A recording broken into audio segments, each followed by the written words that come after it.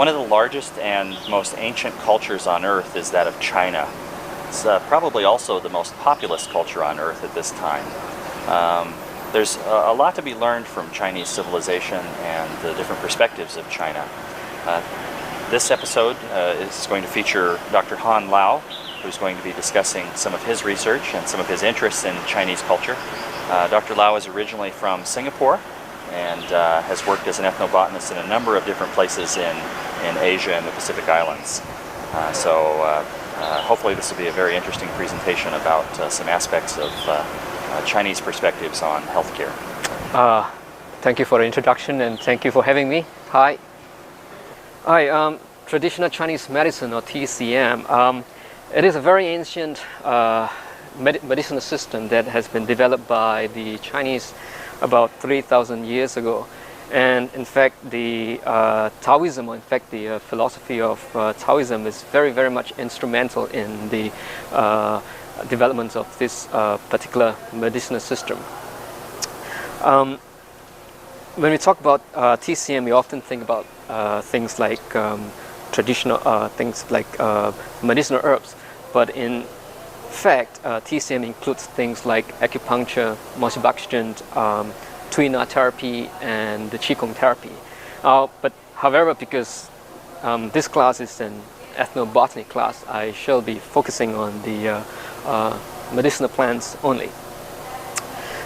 Before I continue with this presentation, I just want to point out that this presentation is not meant to teach you how to use medicinal plants, but really it's more to introduce to you the fundamental concepts that have been used to develop this ancient medicinal system. So the bottom line is, at the end of this presentation, please do not go out and experiment with the different medicinal herbs. I always believe that in order to understand TCM, one really has to understand the concepts behind it. And two of the important concepts that I feel that one has to learn is the concept of the yin and yang and the concept of the 5 elements. And I want to spend some time just talking about these two concepts before I turn my attention to the medicinal plants. Yin and yang, as seen on this slide here, the black portion is the yin and the white portion is the yang. So basically, the yin and yang are in constant flux with one another. But in the midst of all this change, there is always this dynamic equilibrium put in place. And what that really means is, whenever there is when there is a disequilibrium, we're talking about a problem with the system. Yin, and as shown in this slide here, yin is often being associated with quietness, with intuitiveness, with all things that are related to female, and in fact the earth itself is being associated with yin because it's the source of life. Now, and likewise, the yang is often being associated with things that are strong, things that are forceful. And in fact, the male is often being associated with the yang, and heaven is also being associated with yang. So things that are in constant motion, things that brings about change, are all belong to the yang category. So as you can see on this slide here, in the yin column we have the moon, the night, water, and coal being passive and inhibition. All these are the yin category. And in the yang column, we see that the sun, the day, the fire being hot, being active and being excited is in the yang category. Now, what about the human organs? I mean, it's the Chinese seems to be very fond of categorizing things. In fact, not just things around them, but things inside them. And so they have also categorized the human organs into the yin and the yang category. Shown in the next slide here, we see that the yin organs, which essentially refers to organs that are solid. So we have the heart, the liver, the the spleen, the lung, and the kidney. And what about the young organs? The young organs refers to organs that are hollow. So in this case, we see that the gallbladder, the stomach, the large intestine, and the bladder all belong to the young organs. Now, what happens when one of these organs is misbehaving? And shown in this next slide here, we see that there is too much yin covering, and it's almost covering the young. So this is essentially known as the cold syndrome, because yin is always associated with being cold, and the yang associated with being hot. So in this case, we have a cold syndrome. And likewise, if we have too much of the yang and too little of the yin, we have a hot syndrome. So in order to treat a hot syndrome, we have either to dispel the excess hotness or the excess yang out of the system, or we pour in more yin into the system to maintain the balance. And so that's essentially the whole idea of the yin and yang from the perspective of traditional Chinese medicine. Now the next concept I want to talk about is the idea of the concept of the 5 elements.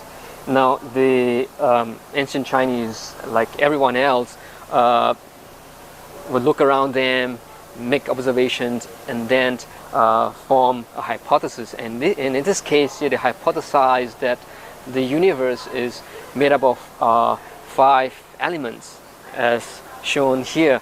The first one being the metal, second one being wood, water, fire, and earth. And again, they then went on and categorized all the things around them into each of these 5 categories.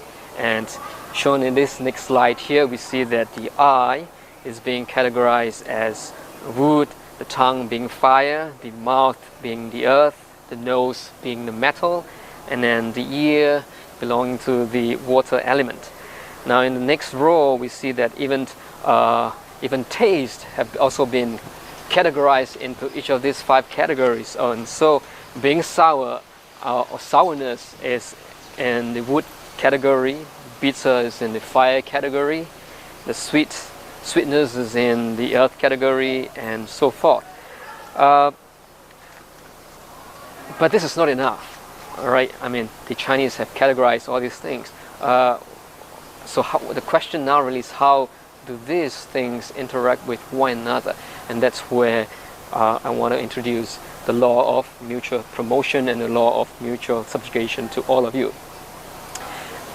Looking at this slide here, the solid line shows the direction of the law of mutual promotion, whereas the dotted lines show the direction of the law of mutual subjugation. Starting from water at the top here, we see that the water promotes wood, the wood then promotes fire, fire then promotes earth, the earth promotes metal, and the metal promotes water. And that's the law of mutual promotion.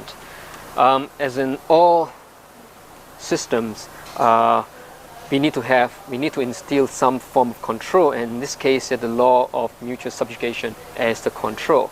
And if we were to start from the water on the slide here and follow the dotted lines, we see that water subjugates fire, fire subjugates metal, metal subjugates wood, wood subjugates earth, and earth subjugates water.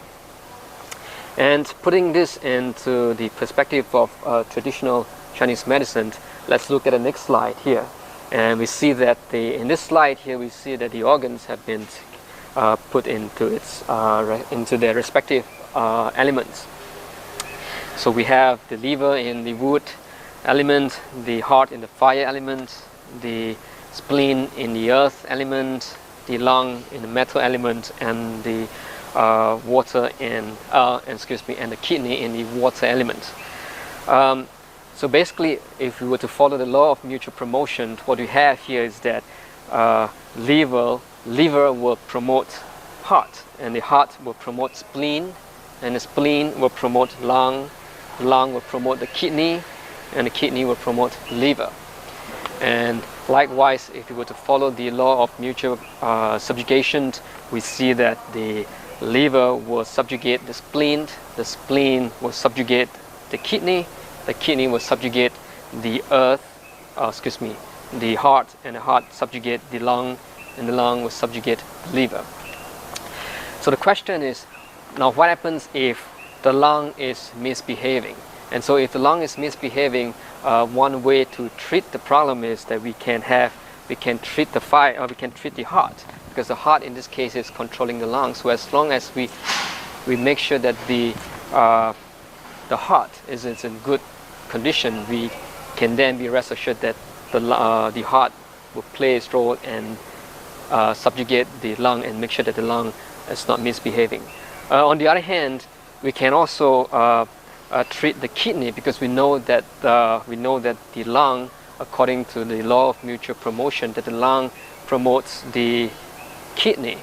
So we want to ensure that the kidney is not putting too much stress on the lung, and so we need to make sure, so we can treat the kidney and keep it in good condition and make sure that it's not stressing the lung out. Similarly, if you look at the law of mutual promotion, we know that the spleen promotes the lung. And so again, if we were to treat and make sure that the spleen is in good condition, we can also be rest assured that the lung is being taken care of.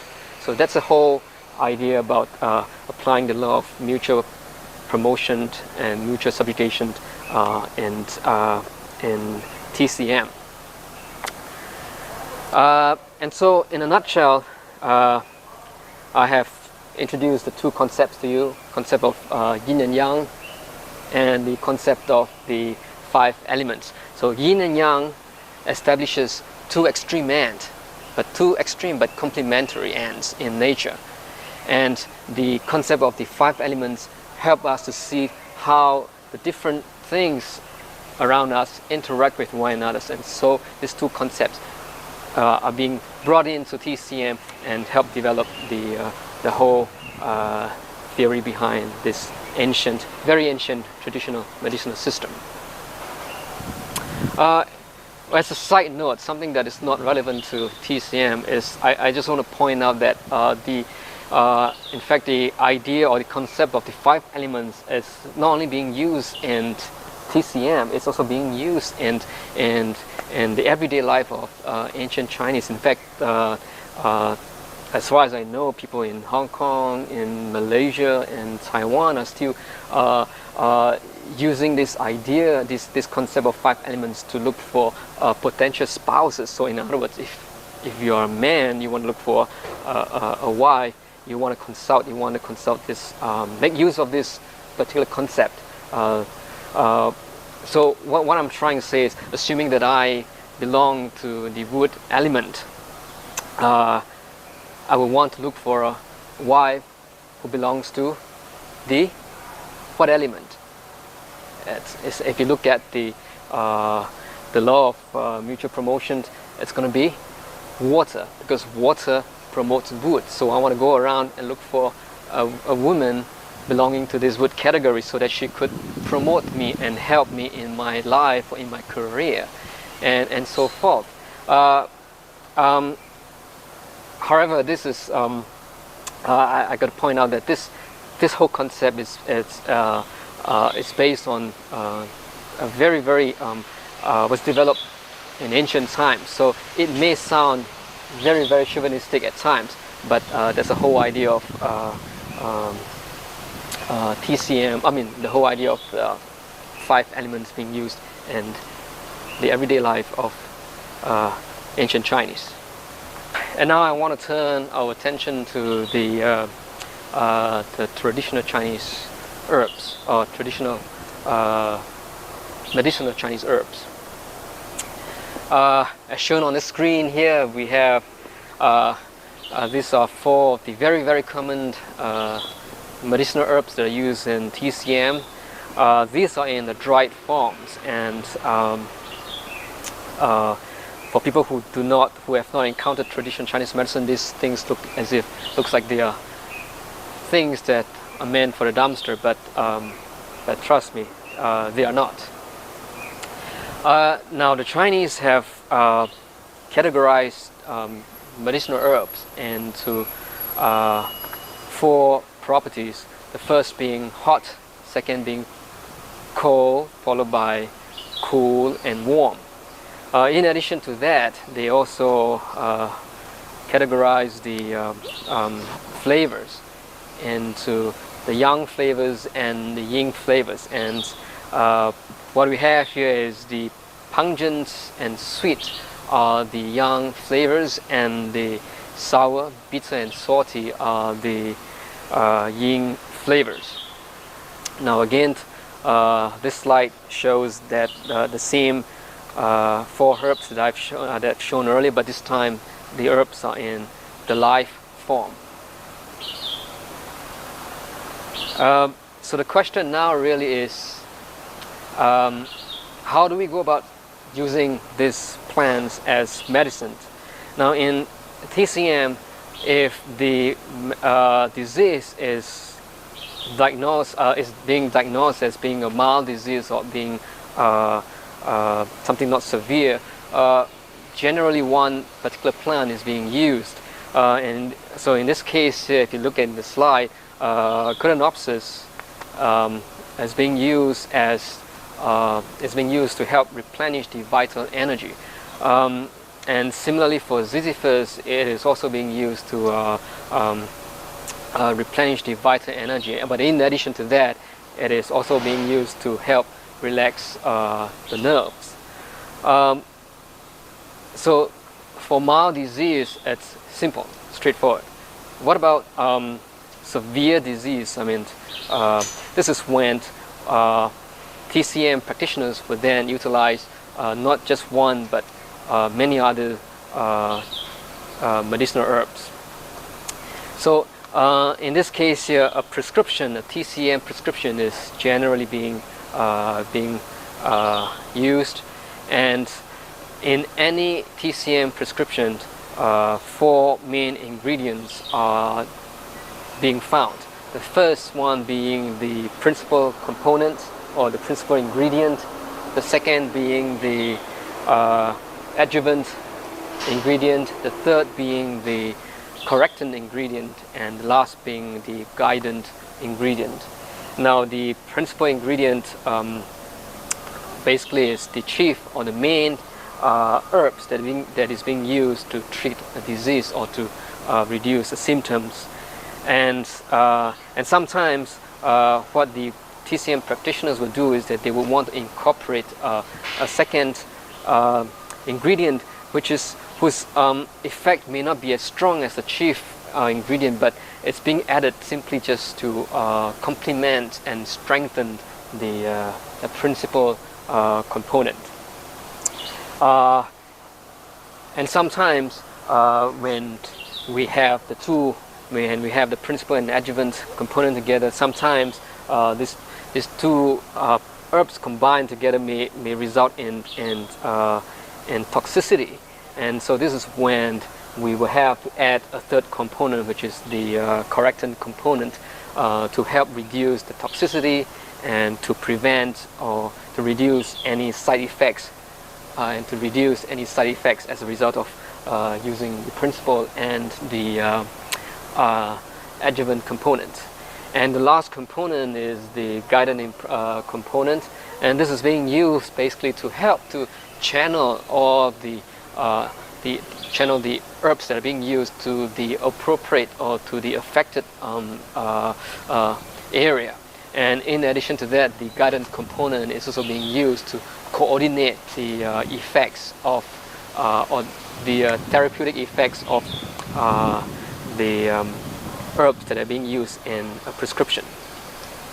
And so let's look at a real an example of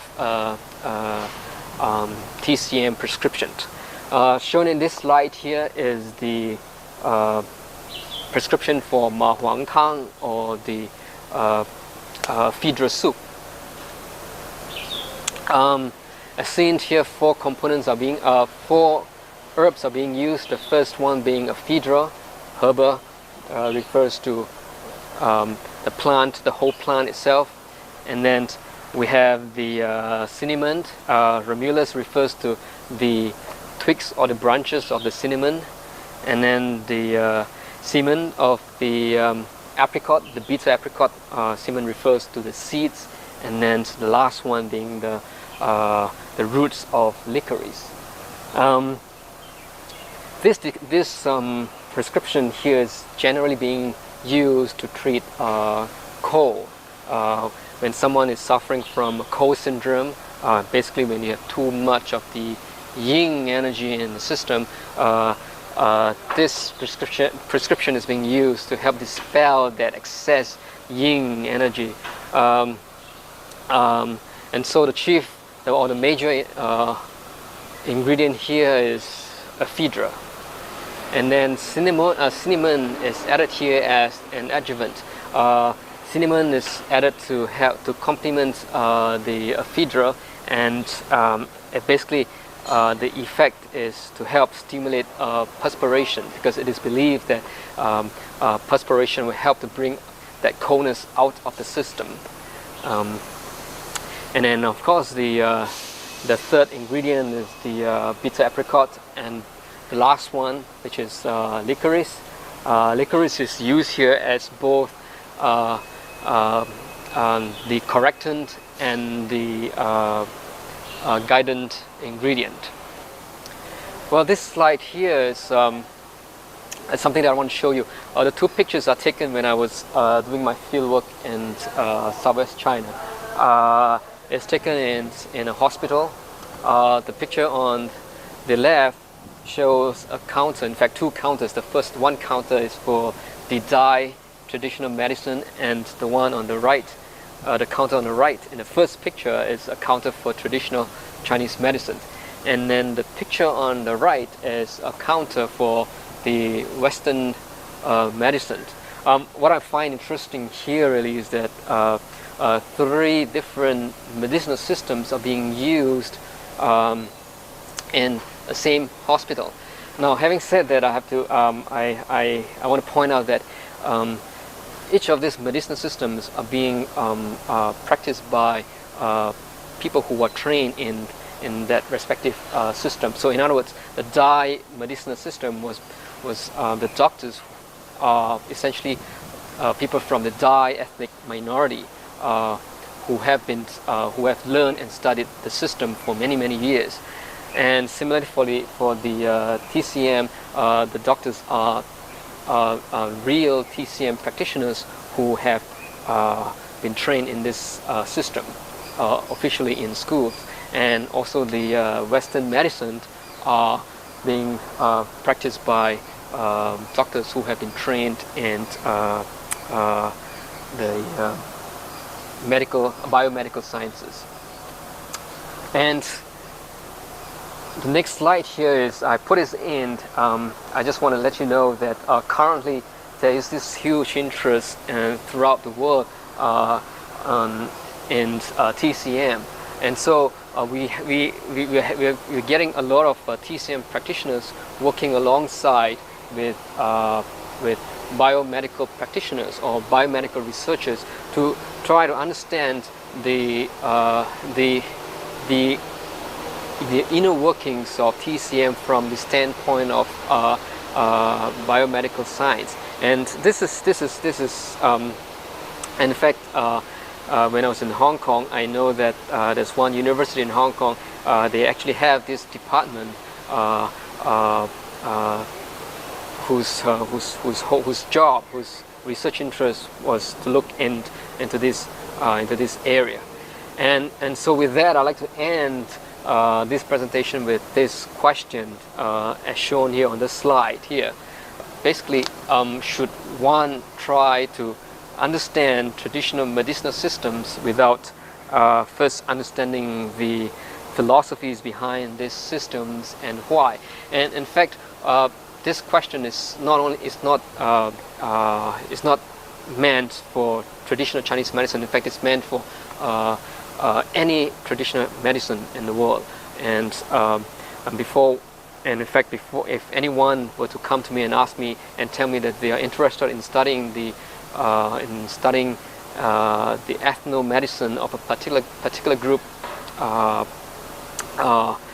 particular culture in the world, the first thing that I would tell this individual is that they really have to first have a good, solid understanding of the philosophies behind the system before they move on and learn about the plants that are used in the system. And with that, I want to thank you for your attention, and if you have any questions, feel free to email me or ask anyone or ask any TCM practitioners that you come across.